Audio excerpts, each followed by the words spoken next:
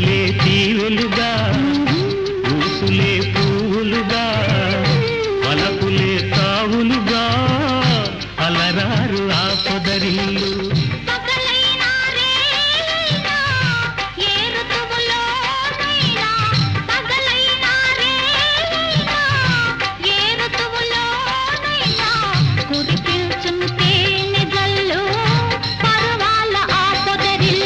ఈనాడు కట్టుకున్న బొమ్మరిల్లు కావాలి ముందు ముందు పొదరిల్లు పొదరిల్లు